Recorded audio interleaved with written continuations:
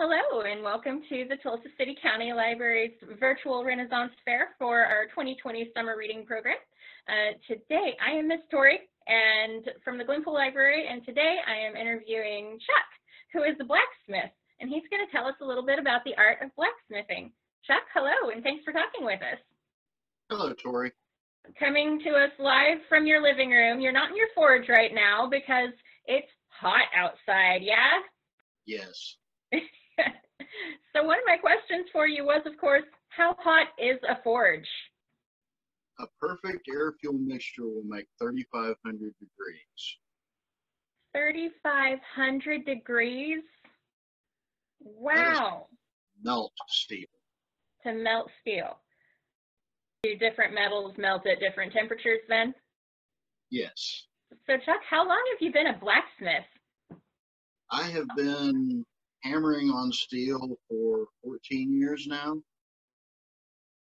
And how did you get started with such an uncommon hobby? I have been interested in blacksmithing my entire life. I went to the Renaissance Fair in Muskogee, watched a gentleman basically all day while he was playing in the fire. At the end of the day, when it was time to go home, he asked me if I was interested in learning how, and introduced me to a club called Saltport Craftsman Artist Blacksmith Association. Through that club, I have learned how to be a blacksmith. How long would you say it took you to learn the art? I'm still learning. Getting started, I made my first project the first weekend I went to an event. It took me about 8 hours to make that project, but blacksmithing is one of those skills that you will continue to learn the more you find out that is available to learn. Well, and we're going to learn a little bit about it today. I see you've got a lot of tools in front of you. Do you want to tell us about those? We have in front of me, I've got two different types of hammers and two different types of tongs. The first hammer is a French pattern cross peen hammer. The French pattern is the shape there. What it does is when I hit metal, it will spread away from the way it's crossed, or I can just flatten it. The second hammer is what we call a rounding hammer. It has a very flat face and a rounded face. The rounding face spreads the metal out. The flat face flattens it. I have a pair of tongs that are lined up so you can pick stuff up straight in front of it or sideways to it of different sizes. And a set of tongs that I made that are specifically for holding something straight in front of it. When it comes to hammers and tongs and other tools in the forge, the blacksmith will frequently just want one more hammer and one more tong, no matter how many he or she already has. There are many shapes available to do different tasks. So can you tell us a little bit about the process? Like, say I wanted to make a fork. How would I do that? Generally, I will start with a piece of raw stock. I will draw it to length, making the handle a little bit thinner. I started with something like this to make this fork. I drew out the handle, made it longer and thinner. Then I flattened out the end,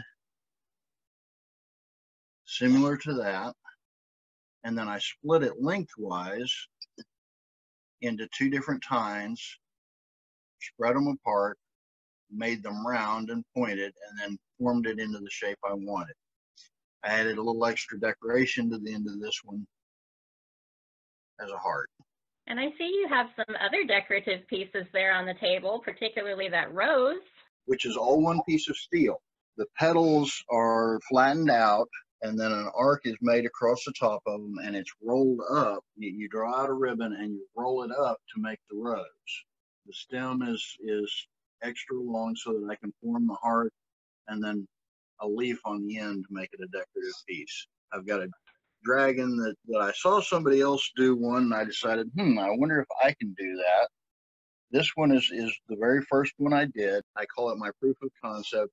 This one is one that I'm very happy with and is 2 or 3 steps along in learning how to get the finished product. I also have stake turners, hoof picks made from horseshoes, some flatware, and crosses. Can you tell us a little bit about the history of blacksmithing? How long have people been doing this? People have been manipulating metal for as much as 9,000 years. We've played with iron for as much as 7,000 years. Actually hammering on blacksmithing didn't start till about 3,300 years ago. 3,200 years ago, the use of iron became so popular that it became the name of a historic age. What would you say is different about modern blacksmithing? The main difference between ancient and modern blacksmithing is the tools that we get to use.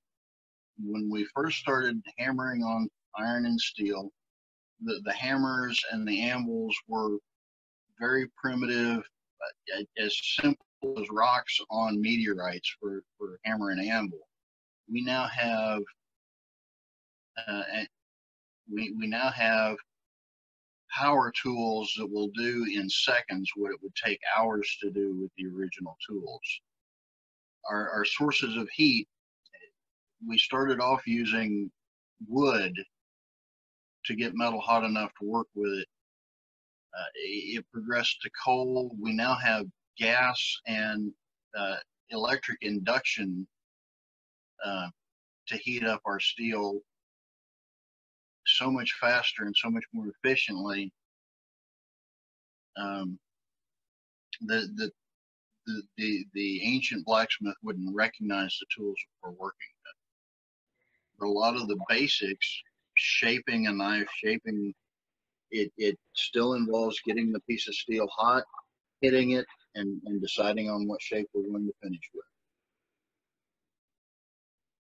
So the process is the same, but the tools available to you have advanced. Yes.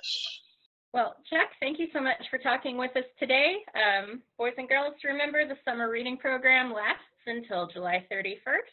Thank you for watching today, and everyone stay safe out there.